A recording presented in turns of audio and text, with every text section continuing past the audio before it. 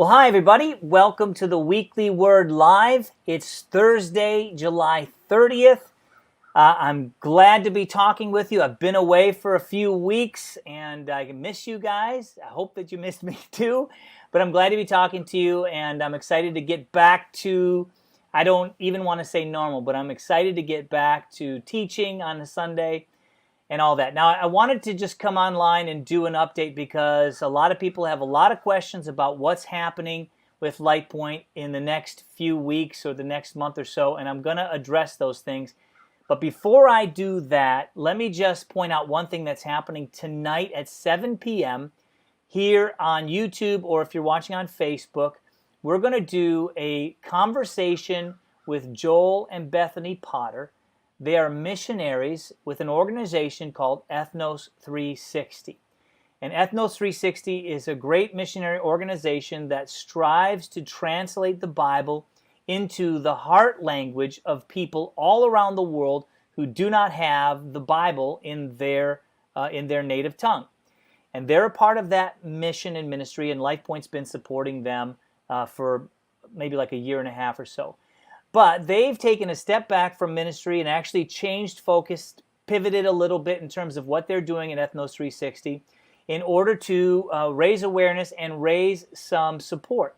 And so tonight at 7 p.m., I'll be talking with them for about 20 minutes so that you have a chance to get a clear idea of what their mission is, why it's so important, why LifePoint's involved, and you'll even have a chance to be a part of that team. So I want to encourage you to consider spending some time with us at 7 p.m. on the LifePoint YouTube channel or on the LifePoint Facebook page to be a part of that conversation. So, a lot of people are wondering, what's the deal? Are we back in person? Are we online? Are we a little bit of both? What are we doing? One thing I want to say is thank you for being patient and thank you for having flexibility. This is not a difficult it is a difficult time. It's not an easy time to make these decisions. And coronavirus doesn't appear to be going away right away. Now, I realize that lots of people have different perspectives on the coronavirus. Okay, some people feel that it's super dangerous. They're very worried. They don't want to leave their homes. Maybe it's because they have a compromised immune system, or someone they love does, or whatever. And then there's people on the other side that are like, this is really no big deal. The media is blowing it out of proportion, etc. As leaders in the church, it's difficult for us because we need to find sort of the middle ground there.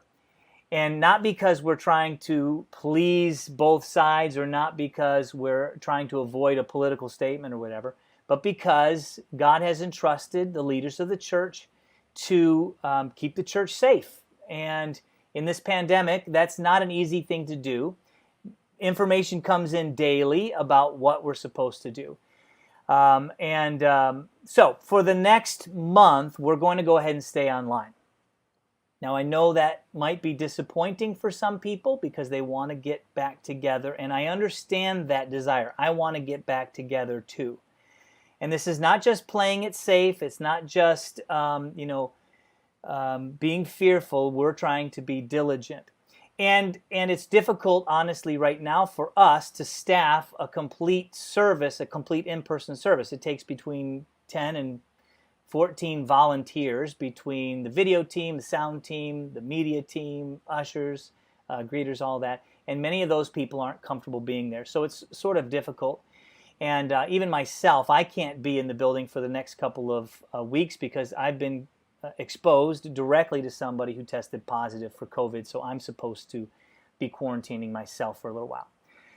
Anyway, so for the next month, we're going to do that. Now, if you really want to get together with others, my suggestion, as always, has been to form a watch party. Go to somebody's house that you've been hanging out with. Figure out who's got the biggest TV. Go and watch the service at their house. We will reevaluate for September as we get closer. And so, again, remain flexible. That leads to the next question, which is, what are we going to do about a worship leader? If you've been around the last few weeks, you realize that Joel and Lene have moved to Chicago. Joel was our worship leader. He was our worship leader for quite a while. I want to say like 8 years maybe or something like that. And we're going to miss him. And Joel, if you're watching, Lene, if you're watching, we love you. You'll always have a family here in Florida at LifePoint, know that. But at some point, we'll have to get a new worship leader. Thankfully, for the month of August, we're covered. I've reached out to Josh and Bree Bishop. You might know them. They led worship virtually for us before. They're going to be our guest worship leaders for the month of August. We have Real Life Christian Church, we have River Run Christian Church lined up to be our guest worship leaders for September if we need that. I do want you to know that we will be on the lookout for somebody to take Joel's place, to be a worship leader, and to do some stuff with some maybe video stuff, some technical stuff. If you know of somebody who's looking to do that as a career, please let me know. We'll be in that process for the next couple of months. The good news is, in a weird way, that because we're virtual, this is a little bit easier to handle. But again, we will miss Joel and Lene a bunch. But I'm sure God's got somebody picked out that would be perfect to replace Joel. Now, the last thing is, starting this Sunday, I'll be back and I'll be teaching again. I'm going to do a couple more weeks in the Stuff Christians Should Know series. We've sort of done that at the beginning of the year, covering a lot of really basic topics. A lot of people responded to me and said they really enjoyed that series. They were able to share it with friends, maybe people who were new to the faith. So this Sunday, I'm going to teach a message called Stuff Christians Should Know About Heaven and Hell. A lot of people have questions about heaven and hell. But then in a few weeks, just kind of mark your calendars or just put this in your brain, we're going to start a new church-wide study in the book of Philippians. And we'll be doing that on Sunday mornings, but we're going to have a companion online Bible study that you can be a part of as well, so that there's an opportunity to dig a little bit deeper. You don't have to know anything yet. We'll have materials for that and everything, but that's coming up in about 3 or 4 weeks. Just kind of watch for it.